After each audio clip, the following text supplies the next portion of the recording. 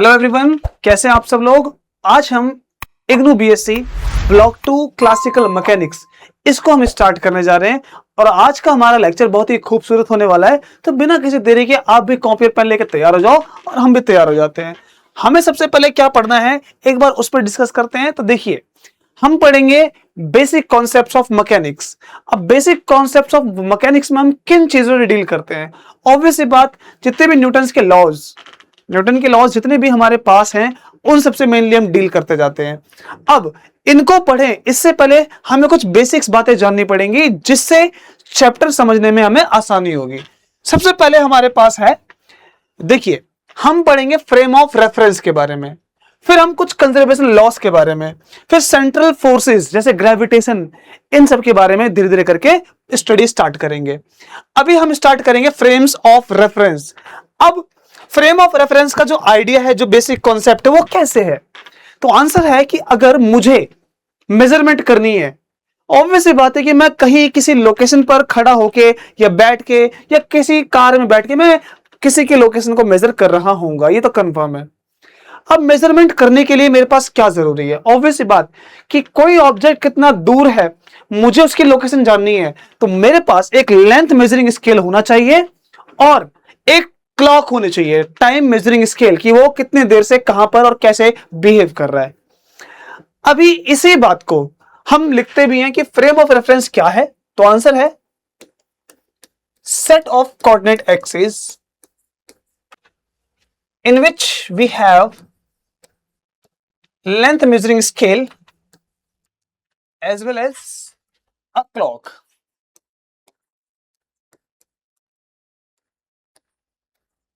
तो हमारे पास एक घड़ी यानी क्लॉक होनी चाहिए और हम किसी की लेंथ नाप सकें या कितनी दूर है ये नाप सकें, तो एक स्केल होना चाहिए। बोले तो अब ये मेजरमेंट कौन कर सकता है? ये मैं कर सकता हूं, ये आप कर सकते हैं, ये कोई भी कर सकता है। वो कहाँ होना चाहिए? तो वो कहीं भी हो सकता है, किसी के पेड़ के ऊपर, किसी के सर पे बैठकर, किसी ग्राउंड पर, किसी चेयर पे बैठकर, क्या किसी गार्डन में। तो कोई भी जो मेजरमेंट करेगा यानी कि ऑब्जर्वर, उसके पास अगर लेंथ मेजर कर रहा है, वो कितनी देर से कहां पर ये मेजर कर रहा है, तो हम ऐसे में एक फ्रेम ऑफ रेफरेंस सेट कर लेते हैं कि ये उसका फ्रेम ऑफ रेफरेंस है जहां से वो मेजरमेंट करता है। और इसको हम कैसे बनाते हैं? तो आंसर है ये इस तरह से, यानी कि ये हमारे पास x, y और z ये एक्सिस होती हैं। मैं आपसे एक सवाल की बात करता हूं, ये जो मैंने x, y, z एक्सिस यानी z एक्सिस लिखी है, क्या ये एक्सिस फिक्स होती हैं? तो याद रखो कि एक्सिस होती है आर्बिट्ररी, यानी कि हम अपने कन्वीनियंट के अकॉर्डिंग इस y को x लिख सकते हैं, x को z लिख सकते हैं या y लिख सकते हैं, यानी कि ये चीजें आपस में बदल सकती हैं। अब वो कैसे बदलती हैं कैसे नहीं, वो हमारी कन्वीनियंट के ऊपर डिपेंड करता है, यानी कि हमें कैसे मेजर करना आसान होता है। साथ में हम जहां से मेजरमेंट करेंगे, यानी कि ये पॉइंट क्या कहलाता है? ऑरिजिन, जहां से हम मेजरमेंट करेंगे, ठीक है ना। जैसे फॉर एग्जांपल मान के चलो कि यहां पर एक पर्सन है, कुछ भी उसका नाम है, वो नापेगा कि कोई ऑब्जेक्ट या बॉल उससे कितनी दूर है, ठीक है ना, और वो कितनी देर से वहां पर है। तो ये एक फ्रेम ऑफ रेफरेंस सेट हो गया। अब ये कहां सेट हो सकता है? मैंने अभी डिस्कस किया, ग्राउंड पर, किसी पंखे पे बैठकर, है ना, या किसी बोतल पे, या किसी गार्डन में, किसी चेयर में। ये फ्रेम ऑफ रेफरेंस हम कहीं भी सेट कर सकते हैं, लेकिन ये फ्रेम ऑफ रेफरेंस दो टाइप के होते हैं हमारे पास। Frame of reference number 1 we have inertial frame and number 2 we have non inertial frame. Inertial frame ये कौन सा फ्रेम होता है, या हम इसके पैरामीटर को अलग क्यों रखते हैं? तो ध्यान से सुनो, बहुत इंपॉर्टेंट एक बात है। देखिए, मैं आपसे कुछ लॉज की बात करता हूं, जैसे रिफ्लेक्शन का लॉ ऑफ रिफ्लेक्शन या लॉज ऑफ रिफ्लेक्शन। अगर मैं इस रिफ्लेक्शन के लॉ की बात करूं, मैं लाइट की बात कर लूं या फिर किसी ऑब्जेक्ट को थ्रो करने की, है ना, एक ऑब्जेक्ट को लिया और जोर से मारा तो रिफ्लेक्ट होकर वो किस डायरेक्शन में जाएगा, इट ऑल डिपेंड्स कि उसको कितने एंगल पे फेंका गया है। यानी कि इन सबकी कैलकुलेशन हम न्यूटोनियन मैकेनिक्स, बोले तो क्लासिकल मैकेनिक्स में करते हैं।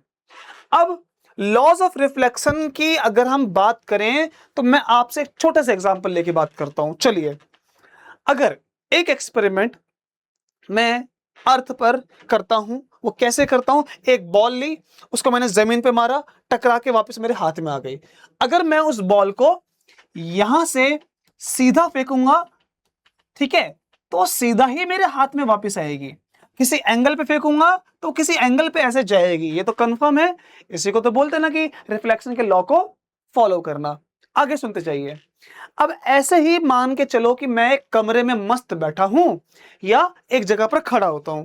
मेरा एक फ्रेंड है जो एक ऐसी बोट में, ट्रेन में या कहीं भी, मान लो कार में, अगर वो किसी बोट में है और वो बोट जो है कांस्टेंट स्पीड से चलती है। कांस्टेंट स्पीड यानी कि उसमें कोई झटका नहीं है, एकदम स्मूथनेस है, चल भी रही है उसके अंदर, उसको ये पता नहीं होगा। अगर किसी बोट में आराम से है, उसको यही नहीं पता होगा कि वो चल रही है। आपने एक मूवी जरूर देखी होगी, वांटेड, जिसमें एक क्रिमिनल का किरदार प्ले किया है घनी भाई। जब उसको टॉर्चर किया जाता है तो उसमें जो भी बोट या सबमरीन कह लो, वो कहीं भी होती है, वो जब उसके बाहर आता है उसको यही नहीं पता था कि समुद्र के बीचों बीच है। सही बात है ना, यानी कि वो चला और उसको पता ही नहीं है। ये खूबसूरती जो है ना फिजिक्स में, हम इसको बोलते हैं यूनिफॉर्म मोशन, यानी कि एक ऐसा मोशन जहां पर वेलोसिटी कांस्टेंट होती है। जैसे हम अर्थ में बैठे हैं, राइट, हम अर्थ में एक कमरे में बैठे हैं और हमारी अर्थ कंटिन्यू सन के चारों तरफ मूव कर रही है। क्या हमें पता है? हमें नहीं पता चलता, क्योंकि ये वेलोसिटी जो एरियल वेलोसिटी है वो कांस्टेंट होती है। हाँ कि ना? अब मैं एक एक्सपेरिमेंट की बात कर रहा था, दोबारा से बात करते हैं उसकी। तो मेरे एक फ्रेंड है एक बोट में, जो बोट कांस्टेंट स्पीड से जा रही है, वो एक बॉल को लेके सीधा मारता है, उसके हाथ में आती है। मैं भी सीधा मारता हूं, सीधा हाथ में आती है। ऑब्वियसली बात, हम कहते हैं कि यार देखो, ऐसी कंडीशन में जो न्यूटन का लॉ था कि लॉ ऑफ रिफ्लेक्शन के अकॉर्डिंग सीधी फेंको सीधी आएगी, वो ट्रू है। मैं चाहे घर पे कर रहा हूं चाहे वो बोट में कर रहा है, ये दोनों जगह पर न्यूटन के जो लॉ है वो फॉलो कर रहे हैं। अब ग्रेविटी का लॉ भी फॉलो करेगा कि एक ऑब्जेक्ट को गिराऊंगा तो सीधा गिरेगा, है कि नहीं? अब इसीलिए, लेकिन नॉन यूनिवर्सल फ्रेम अगर हम थोड़ा सोचे, डिस्कस करें, तो एक बात सोचो, मैं एक कार में मस्त आराम से जा रहा हूं, ठीक है, मैंने पानी की बोतल खोली, मुझे पानी पीना है। अगर वो कार कांस्टेंट वेलोसिटी से जा रही है तो पानी को पीऊंगा, सीधा पानी मेरे पेट में आ सकता है, मैं आराम से पी सकता हूं, मुझे कोई डिस्टरबेंस नहीं है। इन केस मान लो कि कार ने सडन एक्सेलरेट किया या सडन टर्न किया, तो ऐसे केस में क्या होगा, वो पानी जो है वो मेरे मुंह के अंदर ना आके सीट पे गिर जाएगा, मेरे कपड़ों पे गिर सकता है कि नहीं? और अगर वही मेरा फ्रेंड जो बोट में आराम से बैठा हुआ है, उसका मोशन कांस्टेंट स्पीड वाला है और मेरी कार ने एक्सेलरेट किया, तो दोनों के लिए ग्रेविटी के लॉ बदल गए। उसके लिए क्या है, सीधा सीधा गिरती है ऑब्जेक्ट जो भी है, और मेरे लिए क्या है कि वो एक एंगल पे, वो खास पर्टिकुलर एंगल पे गिर गया। फिर से, अगर मैं चलती हुई ट्रेन में बॉल को फेंकता हूं और वो ट्रेन या कार एक्सेलरेट कर जाए, तो बॉल जो है सीधा ना आके वो आगे की ओर जाएगी, जाएगी ना? तो यहां पर लॉ जो है वो अलग अलग हो गए। फेंका मैंने सीधा, आना भी चाहिए था सीधा, लेकिन जैसे ही कार एक्सेलरेट करी वो कहां चले गई, किसी और एंगल पर, तो न्यूटन का लॉ फेल हो गया ना यहां पर। तो न्यूटन के लॉ जहां पर होल्ड नहीं करते हैं, जिस फ्रेम में नहीं होल्ड करते हैं, वो फ्रेम है नॉन इनर्शियल फ्रेम, और जिस फ्रेम में होल्ड करते हैं वो सारे फ्रेम कहलाते हैं इनर्शियल फ्रेम। जैसे हमारी अर्थ, ठीक है, ये कांस्टेंट वेलोसिटी से जाती है, दिस इज इनर्शियल फ्रेम। जब हम अपने अर्थ की बात करते हैं तो इसको हम दोनों तरह से ट्रीट कर सकते हैं, इनर्शियल भी और नॉन इनर्शियल फ्रेम भी। ये दोनों तरह से ट्रीट होता है, डिपेंड करता है कि हम कौन सा एक्सपेरिमेंट के मेजरमेंट करते हैं, है ना? ग्रेविटी को करेंगे तो it will be non inertial. अच्छा, थोड़ा सा और आगे कंटिन्यू करते हैं। देखिए, अभी inertial frame, non inertial frame, चलो बात की बात, एक बात ध्यान से डेफिनेशन देख लो। यहां पर एक्सेलरेटिंग या रोटेटिंग फ्रेम, हमारी अर्थ तो स्पिन करती है, रोटेट करती है ना, हाँ, जब ग्रेविटी से डील करते हैं तो हमारी earth as a non inertial frame कहलाती है।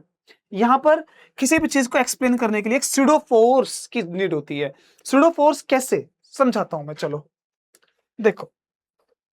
नॉन इनर्शियल फ्रेम में क्या चाहिए, स्यूडो फोर्स, समझिएगा, बहुत ध्यान से देखिएगा, ठीक है ना? चलो, ये देखो, अब ये अर्थ एक सेट है, ठीक है ना? यहां पर अगर आप देखें, राइट, इस तरह से, हाँ, ठीक है। अब यहां पर एक चीज देखना आप ध्यान से कि भाई मेरा एक फ्रेंड है, एक वर्ष दोबारा करते हैं।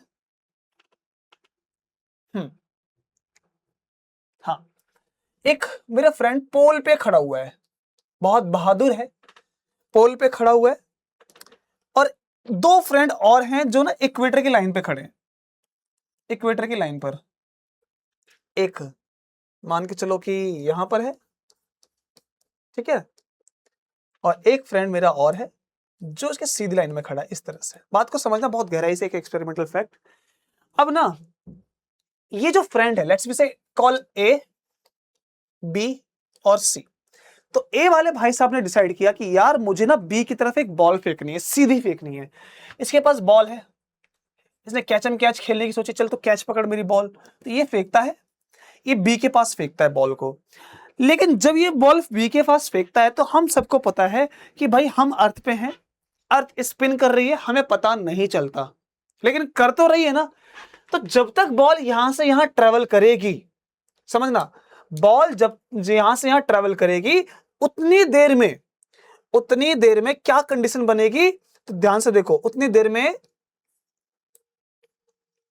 ये जो फ्रेंड था ना मेरा सी वाला, वो उतनी देर में स्पिन करके आगे आ जाएगा, और बी वाला फ्रेंड वो इधर आ जाएगा, क्योंकि हमें पता है कि सबसे तेज कौन सा पार्ट घूमता है, इक्वेटर वाला, और पोल वाला ना के बराबर। तो वो घूमेगा, उसको पता नहीं, ठीक है, किसी को नहीं पता।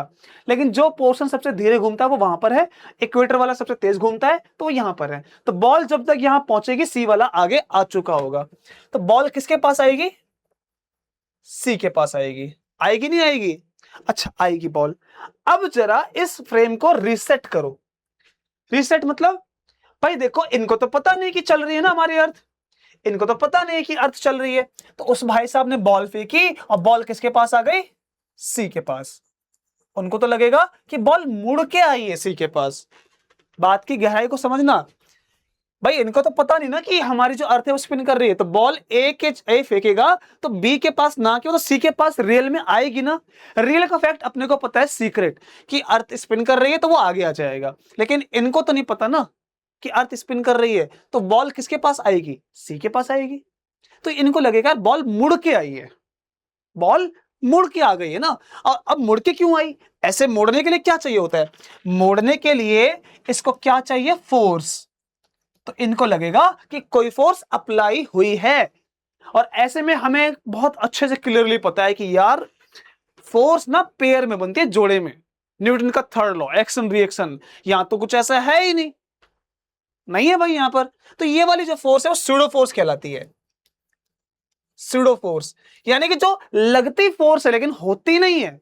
एक एग्जांपल और सुनो, आप सबने बस में जब ट्रैवल किया होगा तो एक विंडो की सीट पर आराम से मस्त बैठे हुए हैं, और जब बस टर्न करती है तो हमारा जो सिर है वो सीधा विंडो पे लगता है। क्यों लगता है, तो सुनो, ये इसलिए क्योंकि बस जो सीधी जा रही है और मुड़ के इधर आ गई, तो हमारा जो इनर्शिया था वो हमें इधर की तरफ खींचता है, तो हमारा सिर जो है वो उधर की तरफ धक्का खाता है ना। और हमें लगता है कोई फोर्स ने हमें खींचा, किसी फोर्स ने हमें खींचा, लेकिन क्या रियल में फोर्स ने खींचा, तो आंसर है नहीं। तो ये सीडो फोर्स है, इनर्शिया की वजह से हम बाहर जा रहे हैं, इनर्शिया की वजह से बाहर जा रहे हैं। लेकिन जो अंदर इंसान है उसको क्या लगेगा, यार किसने मुझे खींचा, तो उसको सीडो फोर्स ऐसे कहते हैं, सीडो फोर्स है ना, जो फोर्स लगती है बट होती नहीं है। बात क्लियर, अच्छा, अगर ये बात क्लियर है तो इसीलिए हमने यहां देखा था कि भाई देखो, जो नॉन इनर्शियल फ्रेम है वहां पर क्या चाहिए होती है, फिक्सियस फोर्स, कॉरियोलिस, वही कॉरियोलिस फोर्स थी, सेंट्रीफ्यूगल फोर्स, ये एक ही बात है, ये स्यूडो फोर्स होती है, ठीक है ना। कॉरियोलिस भी, ये जो मुड़ के आई थी इसको हम कॉरियोलिस इफेक्ट में डालते हैं। एनीवेज, अब हमारे पास एक और टॉपिक बहुत इंपॉर्टेंट है, that is concept of inertia. इसको सुनना ध्यान से, क्या है भाई, इनर्शिया का कॉन्सेप्ट ये बताता है ये कि कोई ऑब्जेक्ट कितना अड़ियल है। अड़ियल मतलब एक ऑब्जेक्ट है, मैंने बोला कि भाई तू चल, वो चलेगा क्या, नहीं चलेगा। तो जैसे स्टेट में ऑब्जेक्ट है वो वैसे स्टेट में रहेगा, है कि नहीं, बिल्कुल। अब अगर वो ऑब्जेक्ट चल रहा है तो वो जाएगा, बोलेगा कि मैं चलता रहूंगा, है ना। अब एक बात सुन ध्यान से, एक टाइम था, एक पुराने फिलोसोफर एरिस्टोटल, एरिस्टोटल ने जब पूरी दुनिया ने एक सवाल पूछा, एक सवाल था what is natural state of motion? Motion की नेचुरल स्टेट कौन सी होती है? तो एरिस्टोटल एक फिलोसोफर बड़े कमाल के, जो दिखता है वो सच मानते हैं। भाई देखो, हमारे आसपास अगर सब चीजों पर छोड़ दो, फ्रीली फोर्स लगाना बंद कर दो, कुछ ना करें, तो सारी चीज एट द एंड रुकी जाएगी। अब ये पेन है, मैंने इसको ऐसे छोड़ा, अब ये एट द एंड रुकी जाएगी। तो उन्होंने, एरिस्टोटल ने कहा कि भाई नेचुरल स्टेट जो है ना, वो असल में रेस्ट होती है। सारे ऑब्जेक्ट अपने आप नेचुरली वो रेस्ट पे आना चाहते हैं। लेकिन ये बात कुछ फिलोसोफर को पसंद नहीं आई। उन्होंने कुछ कॉन्सेप्ट लगाया। उन्होंने बोला कि यार देखो, हम सब जानते हैं आज के केस में कि एक ऑब्जेक्ट चल रहा है, वो रुकता क्यों है? क्योंकि इसको फ्रिक्शन रोकता है, कंटिन्यू वर्क करता है। तो रेस्ट पर लाने के लिए भी फोर्स चाहिए होती है। समझ रहे हैं आप? रेस्ट पर लाने के लिए भी फोर्स चाहिए, वो नेचुरली नहीं आता। अगर रेस्ट पर लाने के लिए फोर्स चाहिए, चलाने के लिए फोर्स चाहिए, तो कौन सी स्टेट है नेचुरल? तो सुनो, जहां पर फोर्स नहीं चाहिए, फोर्स जीरो होने चाहिए। और वो कौन सा मोशन होता है? कांस्टेंट वेलोसिटी वाला, कांस्टेंट स्पीड वाला। बोले तो यूनिफॉर्म मोशन, कांस्टेंट स्पीड, ठीक है ना? तो ये जो मोशन है, यही है नेचुरल स्टेट वाला यूनिफॉर्म मोशन। अब यहां एक चीज और, यानी कि जो ऑब्जेक्ट चल रहा है कांस्टेंट स्पीड से, वो चलता जाएगा। रुका है, वो रुका रहेगा। मैं कितना भी ऑर्डर दे दूं, अपनी स्टेट नहीं बदलेगा। तो वो ऑब्जेक्ट का आइडियलपन है, दैट इज उसका इनर्शिया, इनर्ट रहना चाहता है, कुछ नहीं करना चाहता। जैसा है उसी स्टेट में रहेगा। बात समझ रहे हैं आप? उसी स्टेट में। इसीलिए अपन एक बात समझते हैं कि भाई साहब, इनर्शिया को हम कह सकते हैं property of object, inherent property भी कह सकते हैं, उसके अंदर की प्रॉपर्टी है ना, उसके मास की property, property of object due to which it does not change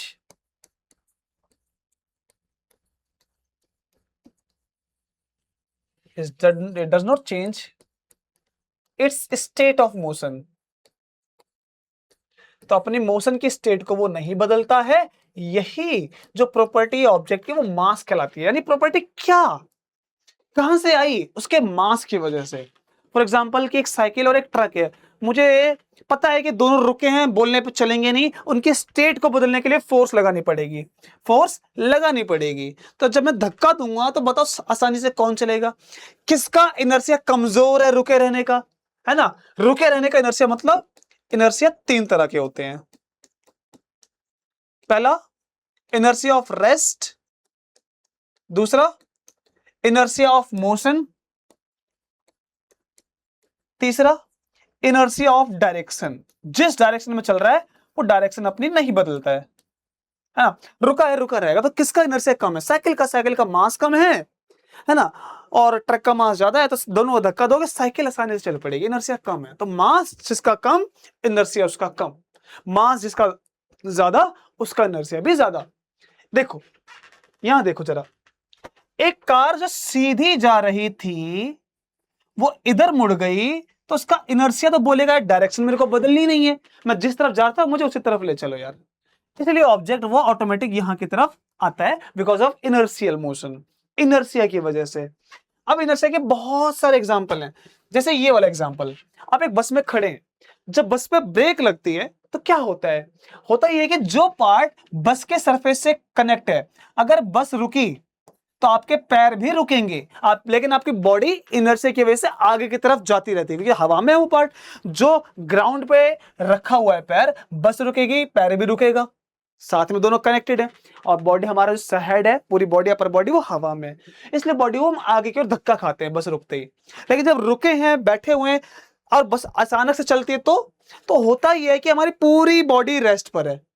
हमारा पैर जो है ना, हमारा पैर उसके कांटेक्ट में होता है। जब बस चलती है तो पैर आगे की ओर जाते हैं, हमारी बॉडी ऑटोमेटिक पीछे की ओर आती है, इसलिए हम पीछे जाते हैं, है ना? ऐसे ये वाला एक फेमस एग्जांपल। अब देखो, अगर इस पेपर को जोर से खींचेंगे, धीरे धीरे खींचोगे तो कॉइन पीछे आएगा, क्योंकि सरफेस में टच है। जोर से खींचोगे तो कॉइन रेस्ट पर है, वो नीचे गिरेगा, है ना? ये बहुत सारे एग्जांपल हैं। जैसे कि आपने एक मूवी देखी होगी मेला। मेला मूवी में जो हीरोइन होती है वो ट्रक पर होती है ना, जब ट्रक पे ब्रेक लगती है तो हीरोइन आगे आ जाती है। क्यों गिरती है आगे? क्योंकि उसके पास ना इनर्शिया ऑफ मोशन है। ट्रक चल रहा है, हीरोइन कांटेक्ट पर है, उसकी सरफेस पर है ना, सरफेस पर कांटेक्ट पर है। जब ब्रेक लगी तो बस रुकी या ट्रक रुका, और हीरोइन के पास क्या था? उसके पास इनर्शिया ऑफ मोशन था, इसलिए वो अपने इनर्शिया की वजह से आगे आ जाती है और वो गिर जाती है सामने। ऐसे बहुत एग्जांपल है इनर्शिया ऑफ मोशन के, इनर्शिया के। तो हमें ना इनर्शिया को समझना बहुत बहुत जरूरी हो जाता है। यानी कि ऑब्जेक्ट जिस स्टेट में है वो उसी स्टेट में रहना चाहता है जब तक उस पर फोर्स ना लगे। इसी को बोलते हैं न्यूटन का first law. Newton's first law of motion. Law पता है ना क्या है? तो आंसर है नेचर का बिहेव करने का तरीका, कि हमारा यूनिवर्स कैसे वर्क कर रहा है, कैसे बिहेव कर रहा है। तो इसका फर्स्ट लॉ क्या लिख दिया हमने कि, तो हम लिख सकते हैं भाई ऑब्जेक्ट जिस स्टेट में है वो उसी स्टेट में रहना चाहेगा। If an object is at rest और in motion,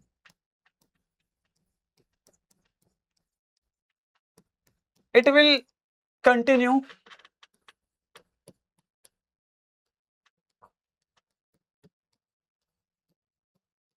be in that state